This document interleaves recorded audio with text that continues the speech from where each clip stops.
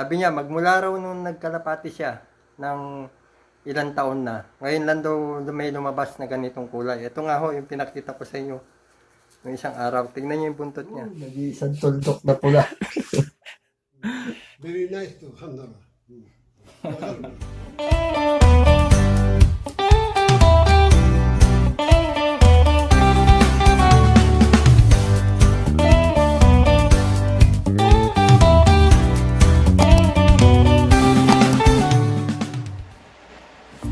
Okay, Toy Bills, anong pag-uusapan natin ngayon? Ito, balikan natin si Morris Gordon na Josephine. Yung bulletin na issue ng regional. At saka itong American Racing Pigeon News ni Josephine. Magkaiba yan, no? Kaiba silang issue. Pero ito, ano na lang ito isa, Xerox na lang. Yung original, hindi pa makita eh. Ito yata na, Ito, original, napunit. Oh. Original, yan. Hindi kasi ma-xerox sa mahigi pag tinanggal niya mo eh. At may special tayong papakita na naging anak niya itong season lang na to. No, nakakagulat yun, no? Ano siya? First class nitong season na to na Okay. pahabol Mamaya papakita sa natin. mga Chinese buyer. Papakita natin mamaya para mas lalo kayong ma-base dito sa dahin nito. Napakaganda, no? Oo, ibang klase. Si Satyo nga, si boss nga, sabi niya, sa buong buhay niya raw na nagkakalapate, ngayon lang may lumabas na ganung kulay.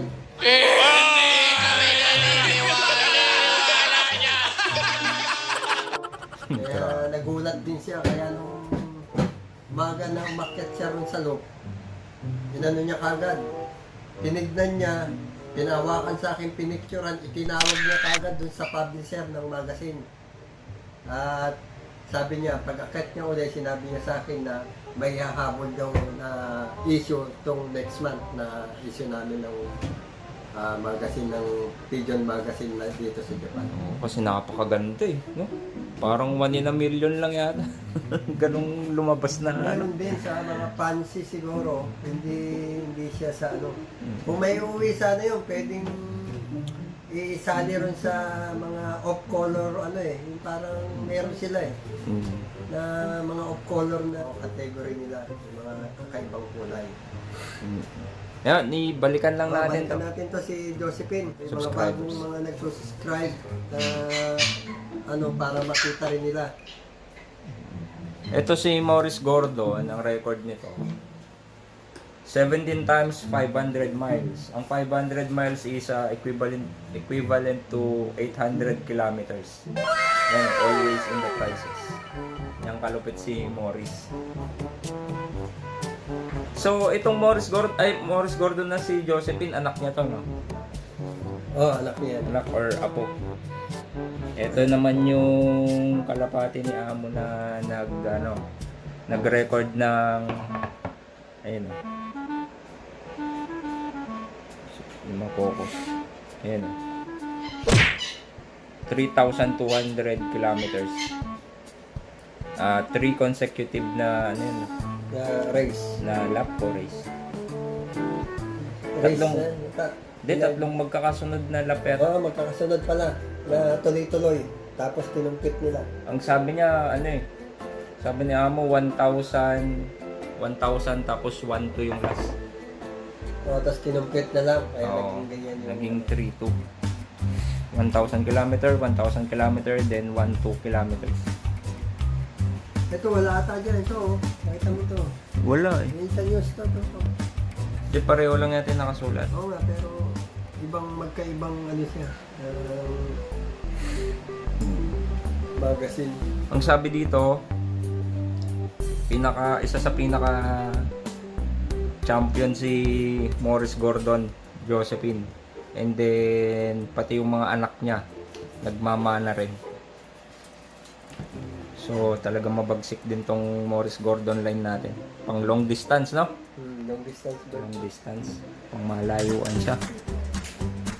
Sa 4 na breed ni Bossing, 2 long distance, dalawang middle. Ay middle distance dito sa Japan, super long distance na sa Pilipinas kasi 700.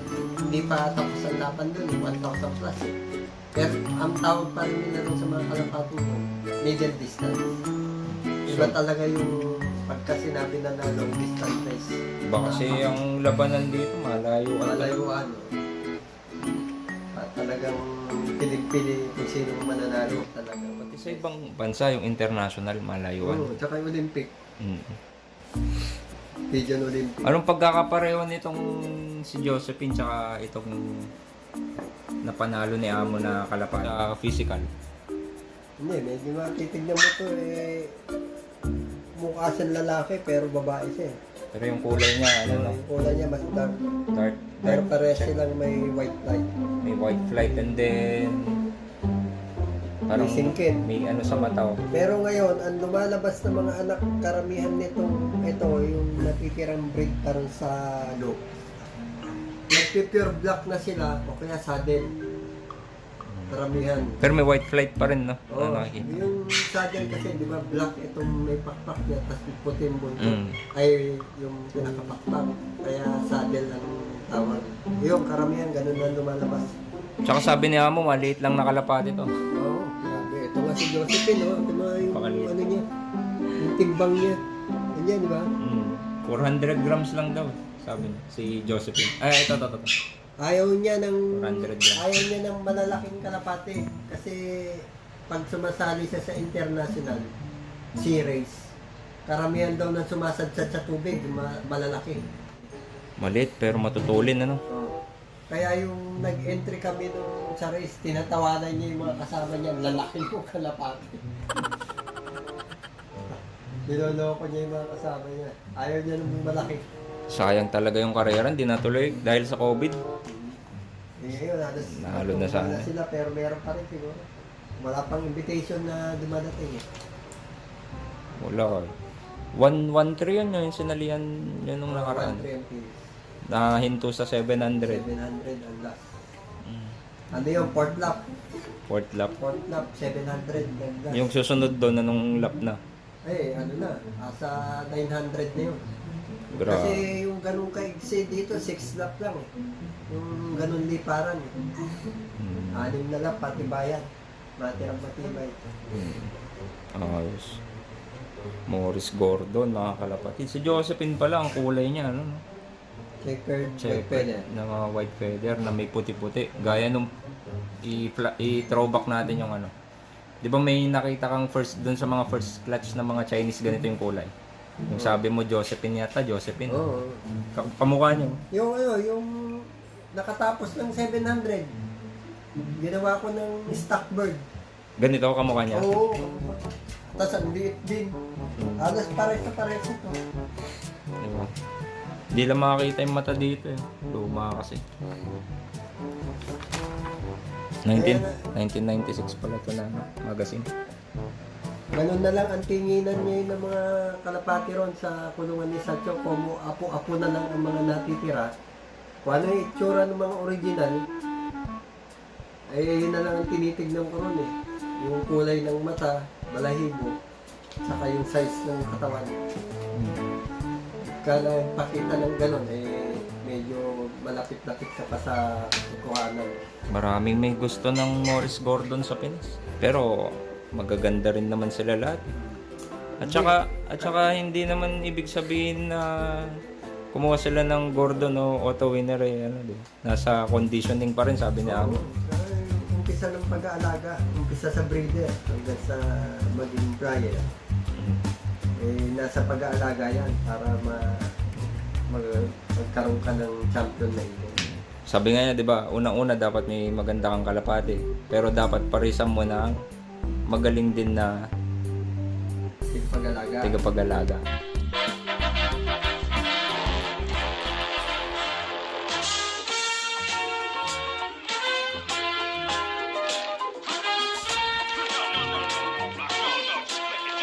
So pag nagsama yung magaling na kalapati at magaling na Pag-aalaga. pag-alaga, champion. Sa champion. Kung magaling yung isa, tapos sablay naman yung isa, wala, hindi mananalo. Parang bibili ka ng napakamahal, hindi ka marunong mag-alaga, wala rin mangyayari. Kaya kailangan kombinasyon. 50-50 para 100%. Magaling na kalapate, magaling kayo, pero hindi, magaling ka mag-alaga. Yo, lang ang sikreto. Sinabi niya yun sa interview niya. Inulit lang natin yung kalapatids. Ano, punta na natin yung malupit. Pakita natin yung yung lumabas na itong 2020 na medyo parang special na kulay dun sa amo ko. Pang mga gasin, no? Oo. Grabe. Hilingin mo na lang yun. Kaya nga nung nakita niya yun, akyat baba sa hagdanan, di ba pakanin, hindi niya alam kung anong gagawin niya. Tapos sabi niya, picturean. Tapos tinawagan niya agad yung Pagka-picture, pinawakan niya sa akin, tinuro niya kung paano yung para makita yung ganda. Yung publisher ng magazine na binibigay sa amin buwan-buwan. Tinawagan niya kagad, napakaaga, inistorbo niya. Tapos pag-akyat niya, sinabi niya, okay daw, baka may habol yung issue namin next month. pang pictorial talaga yung tsura eh. One of a kind, no? Yung kulay, ibang klase. Pagka may kapareho nga yung itong kalapating to sa mga kalapatin yung kalapatids, paki-PM sa amin. Off-color racing. Kasi sabi ko na dun sa matanda, ang tawag niyan, off-color racing. Kasi nag-off-color siya, pero ang bloodline niya is pang-karera. Grabe. Kasi meron yung off-color na fancy. Fancy pigeon. Ito, racing to. Pinag-uusapan natin. Hilingin mo na lang sa kanya yun. Ang ganda eh. Pero pag sa akin yun, at medyo tumanda. Hindi naman na daw siya magkakalapati, di ba? Pero ayun, sigurado yun. Hanggang Taiwan yun, makakaabot yung iyayabang niya na naman. Kaya kwento niya sa mga buyer niya na Taiwan, China, saka yung mga buyer niya dito sa Japan. Sigurado. Yung mga nagko-comment na humihingi, hindi po ganun kadali na mag-uwi ng kalapate. Isa pa imported ang pinag-uusapan pagdating sa Pilipinas. So, mas the best ang gawin nyo. Kung sakaling nalaman na natin kung magkano ang presyo, ay pag-ipunan para magkaroon tayo ng ganung klaseng kalapate. Niwala ko sa kasabi na pag may gusto ka sa isang bagay, pag-ipunan mo o paghirapan mo para makuha mo. Doon. Ganun lang, sikreto dyan. Ako, kung sakaling hindi nga ako na lukman dito sa Japan at nakikita ko na ganito kagaganda yung Keisatsu, ay pag-ipunan ko talaga para makakuha. Kasi si Amo, Si Amo, ganun din. hindi na naman hiningi ang mga yan.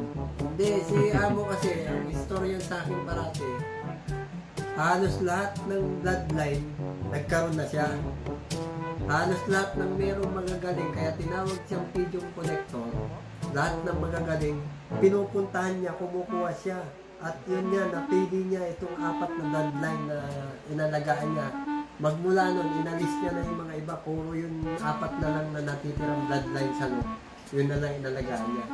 Kaya sabi niya sa akin sobrang hirap daw pinagdaanan niya. Tapos kailangan makilala pa kung saan race siya sumasali sa mga international.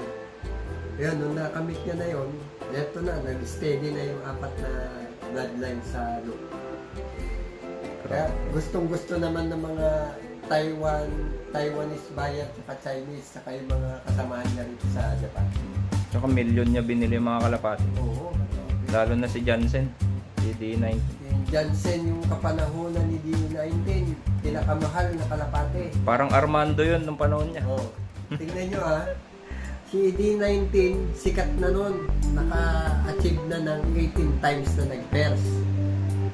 Ang ginawa nung amo ko, pinareserve niya, ang ginawa niya, kumuha muna siya ng 10 mga kalahi ni D19. Parang ako, mga kalapatids, kapag uwi ko, hindi naman bibigyan ka na nga ng kalapate. Yung pagdadala sa Pilipinas, aasahan mo pang ibigay. Siyempre, pang sarili ko na yun. Kaya hindi ganun kahirap. Napaka mahal ang pag-uwi ng kalapate. Hindi ganun kadali maraming pagdadaanan, papeles, yung mga breeders na pinangako niya sa akin. Yun. Pero yung mga pambenta na galing dito, ay siya naman ang bahala ron. Ang gagawin ko lang pag nasa Pilipinas, ako ang magmamarket. Partners nga kayo eh. Partners na. Kumbaga sa ano, agent niya ako. Ako lang na mag-isang Pilipino ang pinagkatiwala niya maging agent na magtinda ng kalapati niya sa Pilipinas. Kung sino man ang makaka-afford ng price niya. So huwag kayo mag-alala mga kalapatids. Nakikipagtawaran pa ako sa kanya dahil para naman maabot ng mga ordinaryong mga punchers na dyan sa atin. Ay, mabagsit din kasi talaga yung may baba pa sa amin yung presyo. Kaya hindi namin masagot yung mga katanungan. Marami nagtatanong kung magkano. Wala pa siyang binibitawang presyo. Hindi, tsaka pag inuwi mo eh, kukompute pa natin lahat eh. Ako naman, talagang inaano ko siya habang hindi pa nangyayari na makakapag-uwi tayo. Kinukumbinsi ko na siya na ibaba niya yung presyo para lang ma-enjoy tayo mga punchers na magamit sa karera, yung mga bloodline na mga ano niya, kalapati dito sa Japan. Ito, nakita na nila ni Josephine. Kaya nga si Josephine, oh, sabi ko never out of the prices. Talagang tuloy-tuloy ang panalo. Tapos napakalupit niya dahil 500 miles 17 times. 800 kilometers na nanalo yan. 17 times. Pati mga anak, gumagawa na records. Katulad nito. Ayan. Kita nyo naman. 3,200 kilometers. Ito mo, na-publish siya sa dalawang publisher ng magazine. Okay. Punta na tayo. Tignan na natin yung papakita na namin yung etong anak niya tong 2020. Ay, ito sa inyo mga kalapatids. Meron nga pala akong pinakitang ibon. Nakita rin ng amo ko kanina, ngayon lang. Sabi niya, magmula raw nung nagkalapati siya ng ilang taon na. Ngayon lang daw may lumabas na ganitong kulay. Ito nga ho, yung pinakita ko sa inyo. Yung isang araw. Tingnan niyo yung buntot niya. Yung buntot niya, di ba? Baka isala raw i-news daw tong kalapatin to.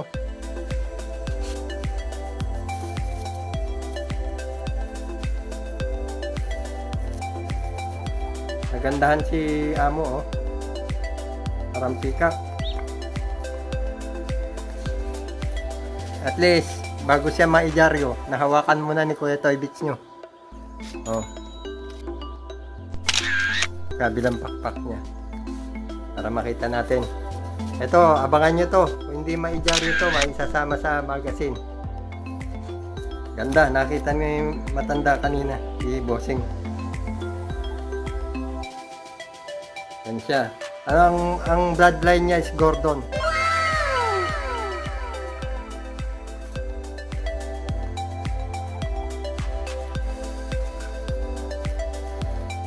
Tingnan natin paghawak para makita niyo mabuti.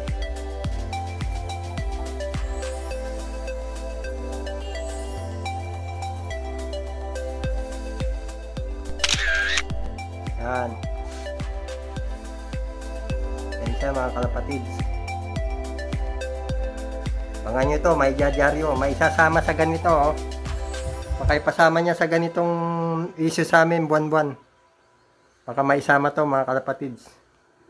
Ganitong magazine buwan-buwan. Shout time! Shout out nga pala sa mga tiga Cavite dyan. Lalo na kay J. Paul Lira. J. Paul, ayan mo, magkakaroon ka rin ng auto winner na pinapangarap mo. Si J. Paul, anak ni Sherwin Lira, nakasama ko rin sa Japan. Siya nag-introduce sa akin dito sa loop ng amo ko ngayon. Wow. Itong pinakamalupit, ang AKA na last, Spider-Man. Yan ang unang kasama ko rito sa loop. Dito yan. Tiga Cavite yan, mga kalapatids.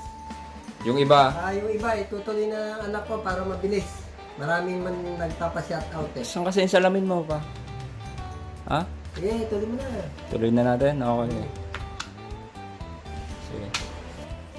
Shout out kay Tagralof, 13 Martires City, Capcom.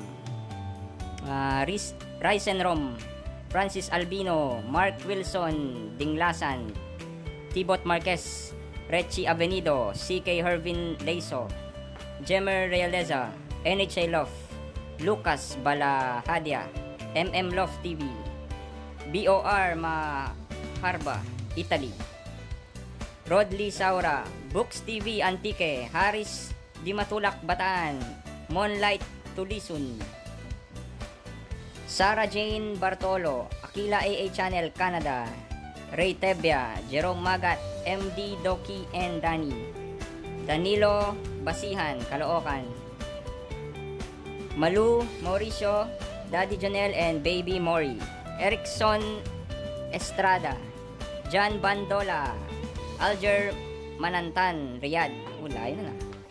Reggie Garcia, Annabel Brosas, Axel Love, Caloocan, Cyril James Katakutan, and Encarnacion Loy. Shout out sa inyo mga kalapatids. Sige, ganito na lang mga kalapatids. Salamat sa panonood ng aking YouTube channel. Okay, J. Paul Lira, Sherwin Lira, okay? Shout out sa Shout inyo out sa dalawa. inyo. Magama. Maraming salamat. Maraming salamat sa iyo. Bye. Dito naman sa kabila! Ano?